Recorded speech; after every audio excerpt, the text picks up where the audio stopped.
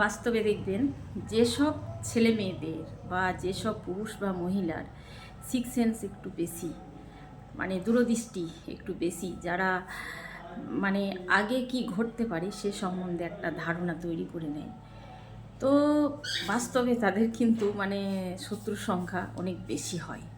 কারণ যাদের six sense একটু বেশি হয় না, তারা সবসময় পরিবার পরিজনকে আগলে রাখতে চায় যে এটা করো না, এটার পরিণাম এই হতে পারে, এটার পরিণাম এই হতে পারে।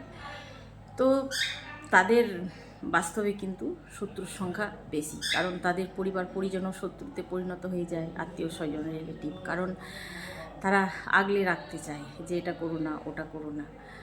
তো সেই রকমই একটা সিক্স সেন্সের কথা আমি সোশ্যাল মিডিয়াতে আজ আমি আপনাদের সাথে শেয়ার করে যাচ্ছি। কথাটা মিলিয়ে নেবেন পরে। দেখবেন আজকাল জিও নেট খুব স্লো চলছে।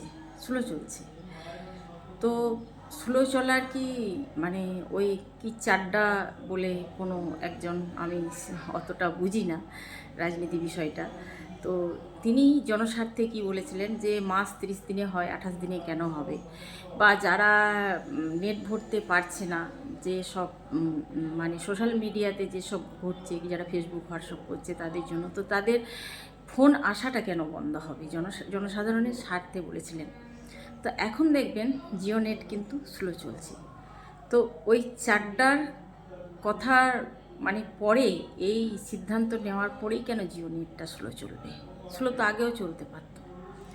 তো এটা আমি জানি না আমি ঠিক বলছি কি না, আমার সিক্স সেন্স এটাই বলছে যে এটা আম্বানি জিডি হোক বা জিও কোম্পানির যাই হোক, সেই যারই নাম সেই কি বলে না, সে একই, জিও কোম্পানি আম্বানি একই।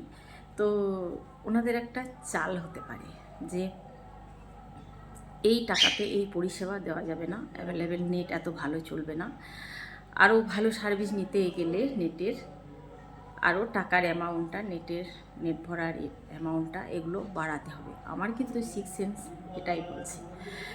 তো যে কারণে অনেকের ছল চাতুরি চালাকি ধরে ফেলি সিক্স সেন্সের জন্য। ফ্যামিলিতেও এমন হয়।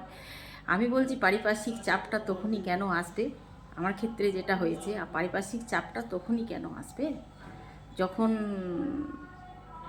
কোনো পার্সনের মা থ্রেট করবে, তার সাথে সোকল দেওর, বিচারক দেওর সাপোর্ট করবে, তার সাথে বৌদি বা আরও ঘুলে মিলে যাবে। পারিপার্শ্বিক চাপটা তখনই আসবে, পারিপার্শ্বিক চাপটা আগে কেন আসেনি?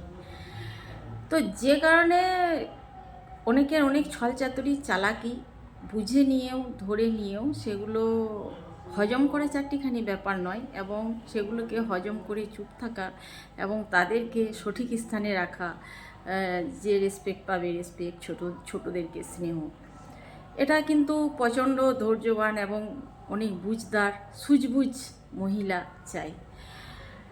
তো মানে নিঃস্বার্থভাবে যারা মানুষের কাছে কোনো কিছু স্বার্থ না থাকাতেও যদি ভালো করতে ভালো চান, তাহলে কিন্তু আপনি বোকার খিতাব বা পাগলের খিতাব অর্জন করবেন। যাকে সেসব কথা। তো আমার জিও নেটের ব্যাপারে আমার সিক্স সেন্স সেটাই বলছে। আপনাদের সিক্স সেন্স কী বলছে কমেন্ট বক্সে অবশ্যই জানিয়ে যাবেন। সকলে ভালো থাকবেন, টাটা।